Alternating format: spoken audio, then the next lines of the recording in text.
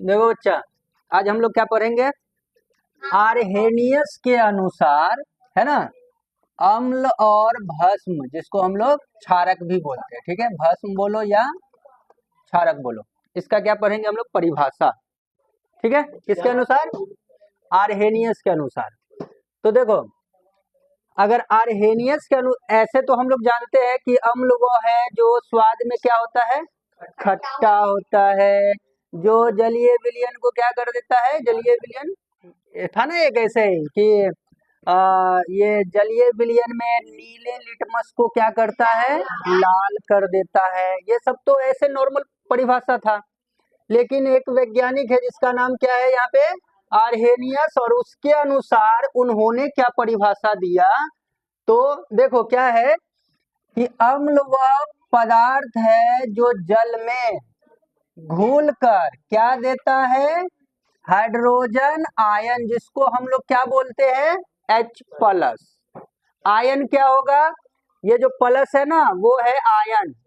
Ion दो तरीके का होता है, एक प्लस आयन यानी कि एक धन आयन और एक ऋण आयन, ठीक है।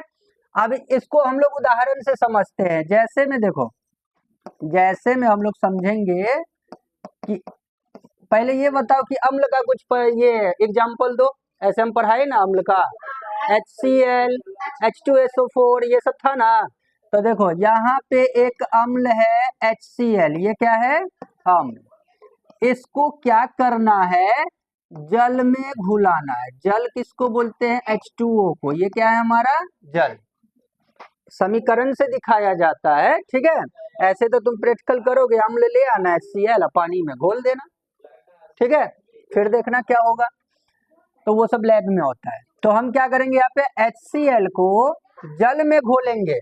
जैसे जल में घोलेंगे तो हमें क्या प्राप्त होगा? यहाँ देखो क्या लिखा है? हाइड्रोजन आयन, यानी कि H+ हमें प्राप्त होगा। तो इसमें तो H भी है, Cl भी है, हाइड्रोजन भी है, क्लोरीन भी है। तो हाइड्रोजन है तो यहाँ हाइड्रोजन आयन बना ना, और साथ में कौन है? क्लोरीन। तो वो भी अलग होकर के एक आयन बनाएगा जिसका नाम हो जाएगा क्लोरीन माइनस, है ना, मतलब कि ये ऋण आयन बना लेगा, ठीक है। रियल में जो अम्ल का परिभाषा है वो क्या होगा? हाइड्रोजन आयन के ऊपर है, ठीक है, ये समझ में आ गया। एक और उदाहरण है, जैसे कि H2SO4, ये भी क्या है हमारा? बताओ क्या है? अम्ल। और इसको भी क्या करना है? जल में घोल देना है। जैसे ही जल में घोलेंगे तो यहाँ पे हमें क्या प्राप्त होगा? यहाँ देखो, यहाँ कितना हाइड्रोजन है और यहाँ, तो यहाँ पे 2H+ आयन होगा। कुछ समझे? और दूसरा इसके साथ में कौन है? SO4, तो वो चला जाएगा हमारा क्या चीज में? माइनस, यानी ऋण आयन। ये समझ में आ गया? समझे? दूसरा ये समझ गए तो नेक्स्ट सवाल देखो। अब ठीक उसी प्रकार से हम लोग पढ़ेंगे क्षारक, जिसको हम लोग बोलते हैं भस्म, ठीक है। तो अब ये क्या है? बोलेंगे क्षारक वह पदार्थ है जो जल में घुलकर हाइड्रोक्साइड आयन देता है, मतलब कि OH- देता है। कुछ समझे? जैसे उदाहरण के रूप में हम ले लेते हैं, देखो यहाँ पे क्या चीज, NaOH, ये क्या है हमारा? भस्म, या क्या बोले इसको? क्षारक, जो बोल दो, भस्म बोलो या क्षारक, दोनों एक ही चीज है, ठीक है। तो अब क्या होगा? ये इसको हम जल में घोल दिए, ठीक है। जल में घोलेंगे तो क्या बनेगा? देखो यहाँ क्या लिखा हुआ है? Hydroxide ion.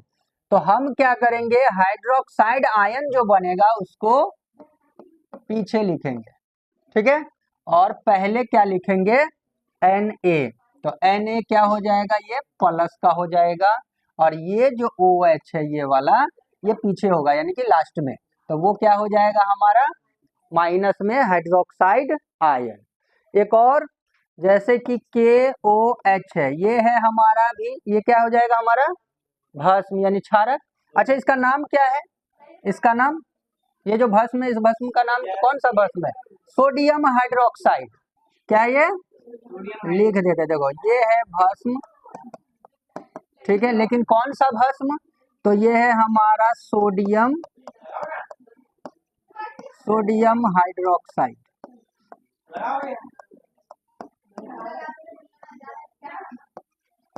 ठीक है बच्चा। और ये है हमारा पोटेशियम, क्या है ये?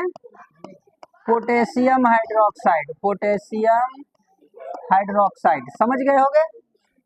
अब इसको भी जैसे ही हम लोग क्या करेंगे, जल में घोलेंगे, तो क्या होगा? देखो ये जो OH है ना, वो लास्ट में जाएगा यानी कि माइनस, और ये जो बच गया के वो हो जाएगा हमारा प्लस। तो ये है हमारा क्षारक यानी कि भस्म का परिभाषा आर्हेनियस के अनुसार। समझ गए? बाद में उतार लेना, काहे घर पर आ रहा है, समझ तो रहा नहीं है, अब फालतू में छापने के पीछे पड़ा हुआ है।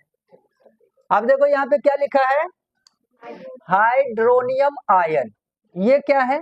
तो देखो इसको समझने के लिए पहला वाला देखो, यहाँ पे यहाँ देखो ये क्या है, हाइड्रोजन आयन। जब अम्ल को हम जल में घोल दिए तब न ये बना, यानी कि ये जल में ही है, अभी भी जल में ही है ना, लेकिन ये जल में फ्री नहीं रह सकता है, स्वतंत्र नहीं रह सकता, आजाद नहीं रह सकता। ये क्या करेगा, जल के एक अणु से क्या करेगा, फिर अभिक्रिया कर लेगा। जल के एक अणु से फिर अभिक्रिया करके क्या बना लेगा, H3 बना लेगा, H3O माइनस बना लेगा।